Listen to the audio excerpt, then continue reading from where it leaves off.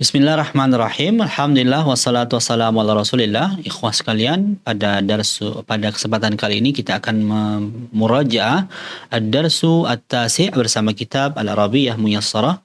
Pada darsu at-tasi' ini kita akan mengenal atau mempelajari judul kita adalah sifah wal mausuf. Apa itu sifah dan mausuf akan kita jelaskan ya. Taib, sifah adalah artinya sifat ya atau kata sifat. Sedangkan mausuf ya artinya adalah yang disifati. Ya, jadi kita akan mempelajari bagaimana menyusun kalimat ya yang tersifati dalam bahasa Arab. Ya, kita akan mensifati sebuah kata dalam bahasa Arab. Bagaimana kaedahnya ya, bagaimana ilmunya itu akan kita bahas di sini. Taib. Untuk contoh-contohnya kita kita lihat sini ada 7 contoh ya. Ada 7 contoh dari sifah dan mausuf ini, banyak sekali, dan untuk bahan perbandingan, jadi tidak semua contoh yang ada di sini berupa sifah dan mausuf ya, susunan kalimat atau susunan kata yang terdiri dari sifah dan mausuf. Ada susunan mubtada dan khobar juga nanti, dan susunan kalimat lain ya untuk jadi bahan perbandingan ya ketika susunan kalimat yang bukan sifat dan mausuf seperti apa. Nanti akan kita lihat contohnya. Untuk lebih jelasnya kita lihat pada nomor pertama, ikhwah, at-tajiru ghaniyun. Nomor 2 gimana ya, jelasnya agak bingung dulu. Tadi dulu. Kayak ngajar aja, tadi dulu. Ulang lagi, buang aja. Ulang lagi. Ya, ulang lagi. Benar-benar dari awal. Atau dari yang pertama tadi kan. Oke.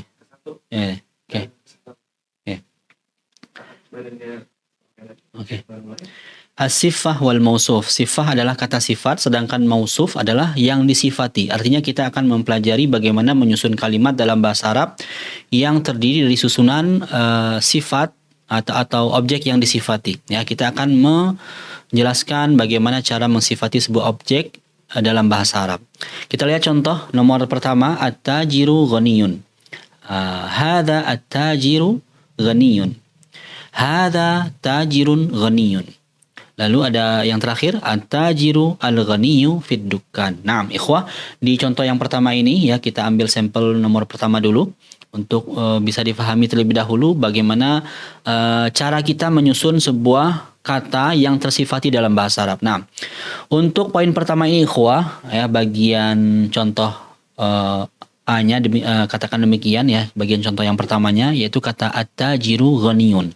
Ini bukanlah susunan kata yang terbentuk dari sifat dan mausuf, melainkan ya ini pelajaran lama kita, ikhwah, yakni susunan mubtada dan khobar ya. Kita lihat betul-betul terpakai ya kaidah atau betul-betul nampak di sini kaidah mubtada dan khobar ya, susunan mubtada dan khobar. Untuk isim pertamanya at-tajiru. Ya, ada alif lam atau mubtada ya, yang diawali dengan alif lam. Ini sudah pasti dia adalah kedudukannya sebagai mubtada. Lalu kata ghaniyun ya adalah khabar ya. Karena kalau kita merojiah ke belakang ya, memang untuk peraturan atau kaidah si khabar harus berupa isim yang nakirah. Nah, ini bukan menjadi titik fokus kita di sini, ikhwah. Yang menjadi titik fokus kita adalah untuk susunan sifat dan mausuf itu tadi. Ya, jadi ini untuk sebagai bahan perbandingan saja ya. Tapi kita lihat contoh yang keduanya ya, masih di nomor yang pertama untuk bahan perbandingan. Hadza at-tajiru ghaniyun. Ini juga sama, masih belum ya masuk ke contoh sifat dan mausuf. Melainkan ini adalah susunan kalimat biasa dalam bahasa Arab yang mana artinya adalah hadza at-tajiru ghaniyun. Pedagang ini artinya ya pedagang ini kaya. Ya kan?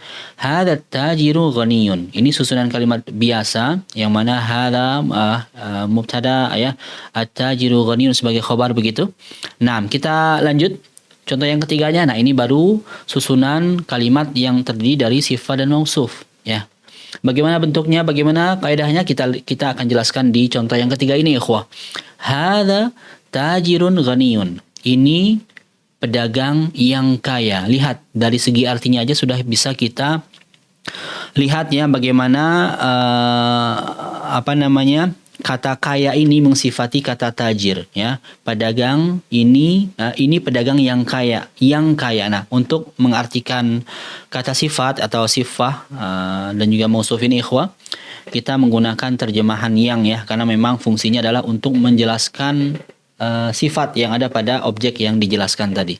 Taib, maka artinya adalah ini pedagang yang kaya. Nah, kalau kita jelaskan, kalau kita review katakan demikian, ya, kalau kita jelaskan untuk kedudukan dari tajir ini, maka dapat kita sebut tajir di sini sebagai mausuf, ya, atau sesuatu yang disifati. Sedangkan kata ghaniyun, ya, kata ghaniyun sebagai sifah atau sifat, ya, yang mensifati kata tajir, begitu.